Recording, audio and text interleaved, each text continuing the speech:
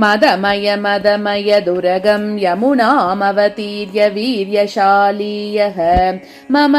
ममरतिरस्कृति शमनपरः स क्रियात् कृष्णः मौलौ मायूरबर्हं मृगमदतिलकं चारुलालाटपट्टे कर्णद्वन्द्वे च तालीदलमतिमृदुलं मौक्तिकं नासिकायां हारो मन्दारमाला परिमलभरिते कौस्तुभस्योपकण्ठे पानौ वेणुश्च यस्य व्रजयुवतियुतः पातु पीताम्बरो नः मुरारिणा वारिविहारकाले मृगेक्षणानां मुषितांशुकानां करद्वयं वा कचसंहितेर्वा प्रमीलनं वा परिधानमासीत् यासां गोपाङ्गनानां लसदसिततरा लोललीला कटाक्षा यन्नासा चारुमुक्ता मणिरुचिनिकर व्योमगङ्गा प्रवाहे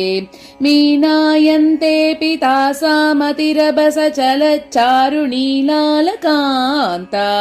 भृङ्गायन्ते यदङ्घ्री त्वयसरसिरुहे पातु पीताम्बरो नः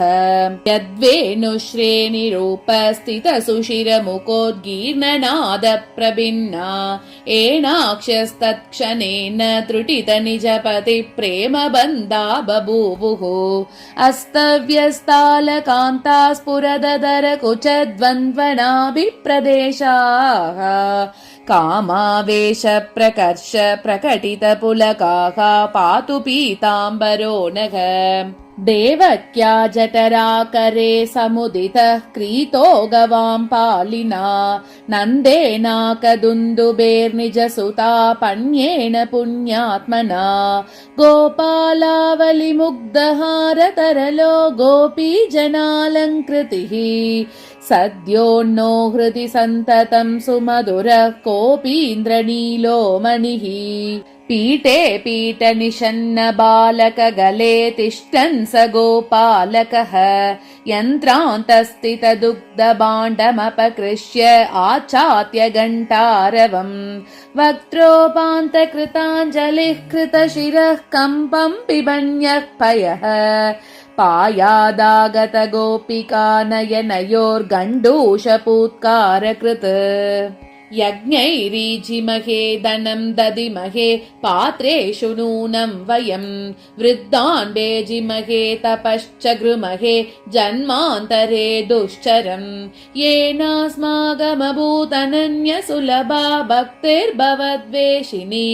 चानूरद्विषि भक्तकल्मषमुषि श्रेयः पुषि श्रीजुषि त्वयि प्रसन्ने मम किं गुणेन त्वयप्रसन्ने मम किं गुणेन रक्ते विरक्ते च वरे वधूनां निरर्थकः कुङ्कुमपत्रभङ्गः गायन्ति क्षणदावसानसमये सानन्दमिन्दुप्रभा रुन्दन्त्यो निजदन्तकान्तिनिवहैर्गोपाङ्गना गोकुले मत्नन्त्यो दधिपाणिकङ्कणजनकारानुकारं जवाद् व्यावल्गत्वसनाञ्चलायमनिशं पीताम्बरो व्यात्सनः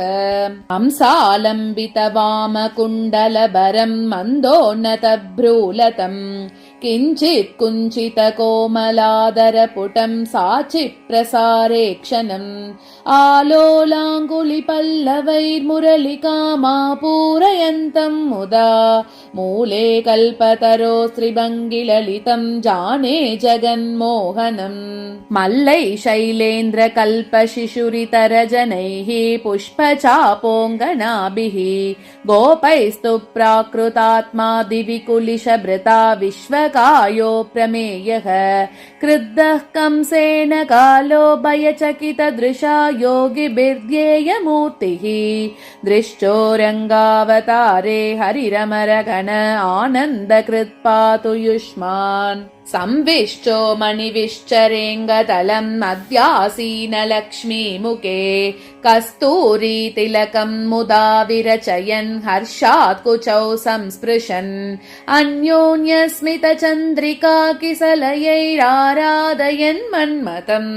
गोपी गोपपरिवृतो यदुपतिः पायात् जगन्मोहनः आकृष्टे वसनाञ्चले कुवलय श्यामात्रपादः कृता दृष्टिः संवलिता रुचा कुचयुगे स्वर्णप्रभे श्रीमती बालः कश्चन चूतपल्लवयिति प्रान्तस्मितास्य श्रियम् श्लिष्यं स्तामत रुक्मिणीं नतमुखीं कृष्णः स पुष्णातु नः उर्व्यां कोऽपि महीधरो लघुतरो दोर्भ्यां धृतो लीलया तेन त्वं दिवि भूतले च सततं गोवर्धनोद्धारकः त्वां त्रैलोक्यधरं वहामि कुचयोरग्रेण तत्कण्यते किं वा केशवभाषणेन बहुना पुण्यैर्यशो लभ्यते सन्ध्यावन्दन भद्रमस्तु भवते भो स्नानतुभ्यं नमो भो देवा पितरश्च तर्पणविधौ नाहं क्षम्यताम् यत्र क्वापि निषीद्य यादवकुलोत्तंसस्य कंसद्विषः स्मारं स्मारमगं हरामि तदलं मन्ये किमन्येन मे हे गोपालक हे कृपाजलनिधे हे सिन्धुकन्यापते हे कंसान्तक हे गजेन्द्र करुणापारीन हे माधव हे रामानुज हे जगत्त्रय गुरो हे पुण्डरीकाक्ष माम् हे गोपीजननाथ पालय परं जानामि न त्वां विना कस्तूरी तिलकं ललाटपलके वक्षस्थले कौस्तुभं नासाग्रे नवमौक्तिकं करतले वेणुं करे कङ्कणं सर्वाङ्गे हरिचन्दनं च कलयन् कण्ठे च मुक्तावलिं